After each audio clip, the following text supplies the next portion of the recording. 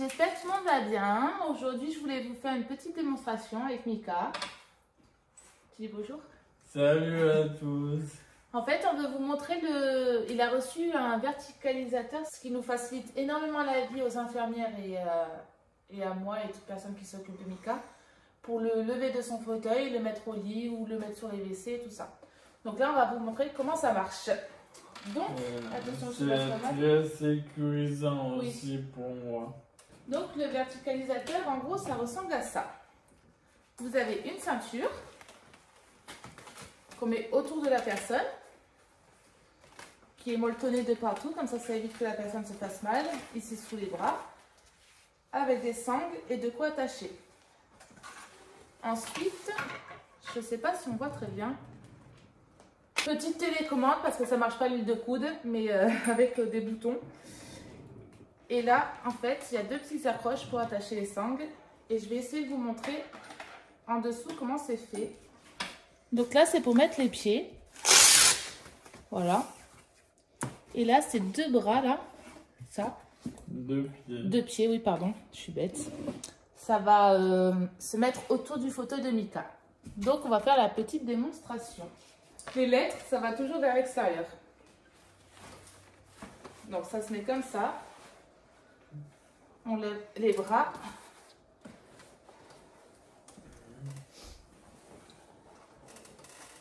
Voilà.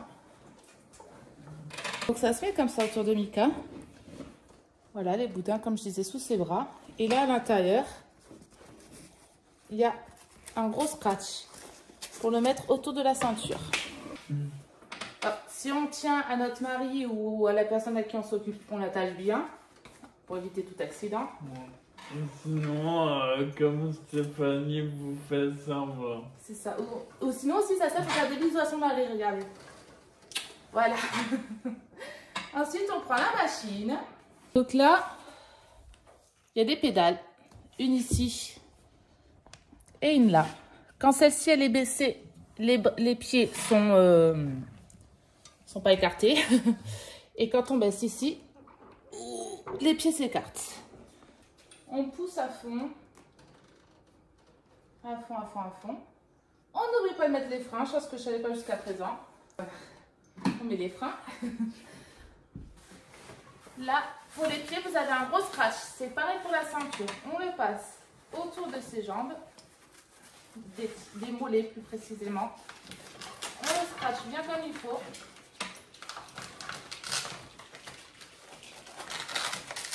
Voilà.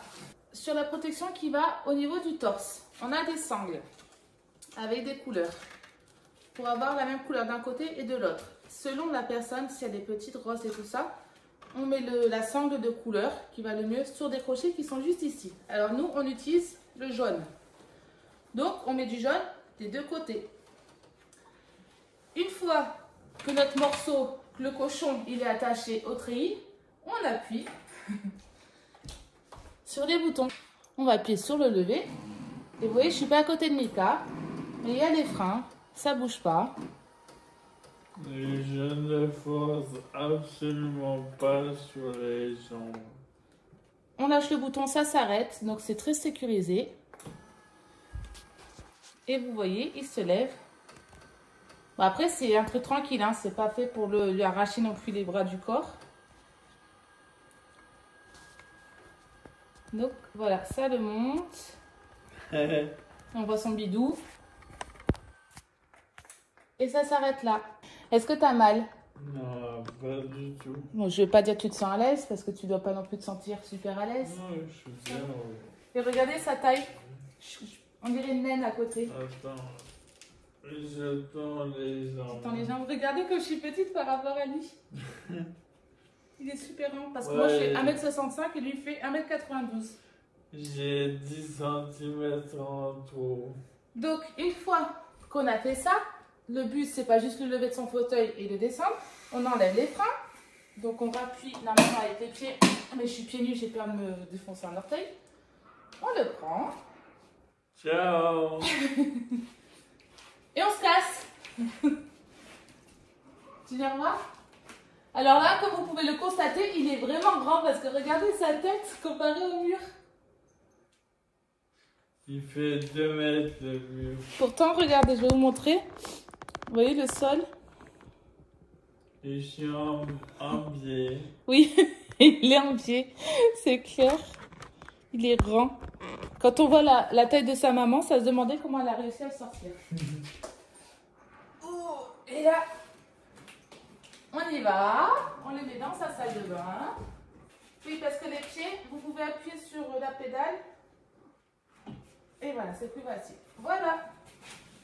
Donc, juste un petit aperçu de ce que ça donne. Allez, on retourne au fauteuil. Alors, ce qui serait bien, c'est maintenant on a une télécommande pour le faire rouler en fait. Parce qu'en plus d'être grand, il est quand même lourd, même s'il a perdu du poids.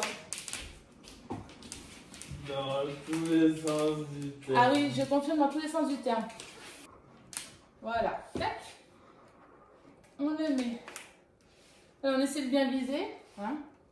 Le but du jeu, c'est pas qu'il tombe. Et il descend, tranquillou, de la vie. Alors, c'est vraiment très tranquillou de la vie, hein.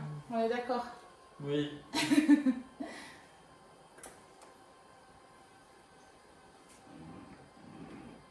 Une fois qu'il est bien assis, Ah, vous savez, il était endormi.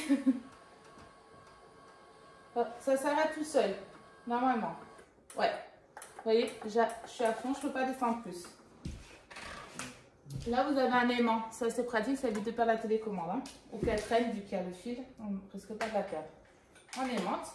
On enlève les sangles, des petits crochets.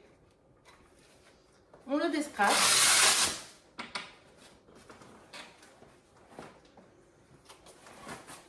Et voilà. Moi, je ne me suis pas pété le dos. Je lui ai pas fait mal. Je n'ai pas fait lui arracher un bras. Il s'est fait mal nulle part. Il y a un truc qui coince. Il n'est pas tombé. Oui, il n'est pas tombé.